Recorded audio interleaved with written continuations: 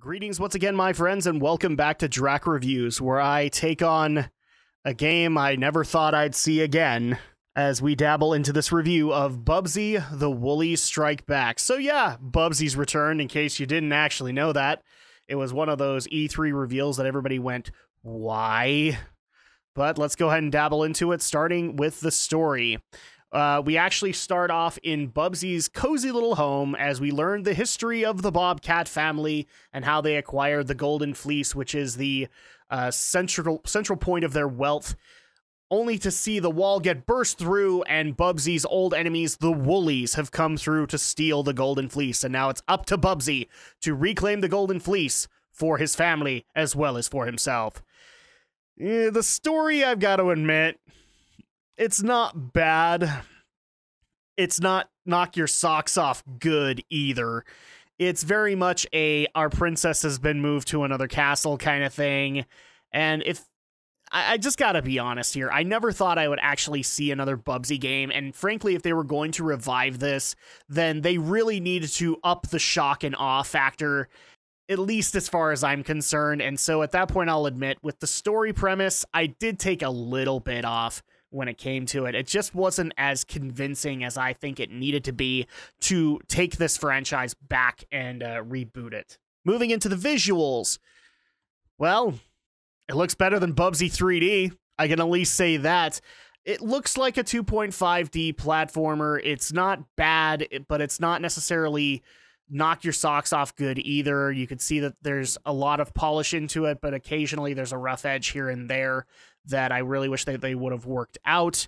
But visually, I will admit, I did take a little bit of points off because it's not necessarily trying to re-originate Bubsy. It's not trying to make him stand out from all the others, but it is passable. I gotta at least say it is passable. Moving on into the gameplay. Again, this is another issue where I'm saying it's passable. The game plays like the original Bubsy games on the Super NES. It has the glide factors. It has an additional factor where if you get black shirts, you're able to get a barrier. I don't think this was in the Super Nintendo games, but it's been forever since I played them. You get a black shirt that gives you a barrier, and then every shirt that you come across in a level can give you an extra life. And trust me, you're going to want them. Especially if you're brand spanking new to this franchise and don't really understand its floating controls. There are also collectibles throughout every level, basically being able to collect up to a given goal of wool in the area, and so you're able to get a higher score out of it, but it's not necessarily vital. You can just cruise through this game and not necessarily have to do it. Again, it's passable. It's very much a Bubsy game in 2.5D if Bubsy were popular. But he's not, and that's why it's just one of those things where it makes me tilt my head. If you're going to reboot this franchise, then you gotta up the shock and awe factor, and that wasn't necessarily done here. Moving on into the audio. This is another one where it's passable. The music's not bad, but there are two gripes that I have for it. One, there aren't too many music tracks in this game. It is a small game, I understand that, but you're pretty much getting used to hearing the exact same track for a majority of the levels. I'm not saying it's bad, but it does eventually grate on you if you're not a particular fan of how it sounds. The audio for voiceover, well, Bubsy talks, and he's annoying, but I can't necessarily fault annoying.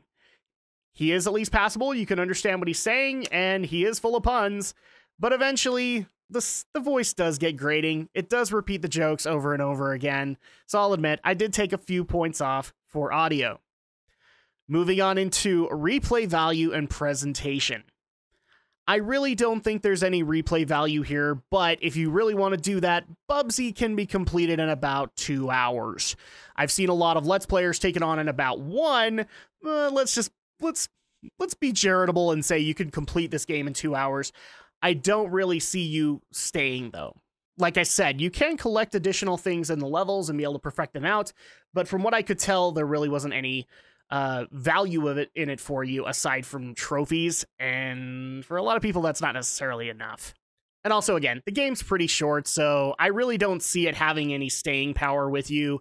You're probably just playing it for nostalgia. So you play the 2 hours, I don't really see you coming back. Moving on into presentation. Does it come together? Yeah, I'm trying to sound ecstatic, guys. I'm trying to sound excited, but it's just one of those things of, I don't know why this is out here, but it does come together. It does have solid visuals. It does have solid gameplay, but it's not necessarily doing anything to make it stand out above the rest, aside from it's Bubsy, the freaking Bobcat, back from, I don't know, a 10+ year hiatus.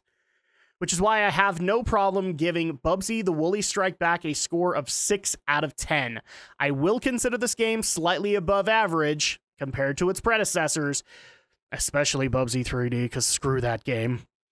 But it's not necessarily standing out, especially amidst all of the various platformers that came out in 2017. This would have been one of those moments to make up for the mistakes of Bubsy 3D, and it didn't. This would have been the moment to actually make Bubsy enter to the collectathon platformer, or to hone the 2.5D that you are already doing here, but you're not really doing that. So I have no problem calling this above average. It's above average, but it's not necessarily that far above it. So yeah, 6 out of 10.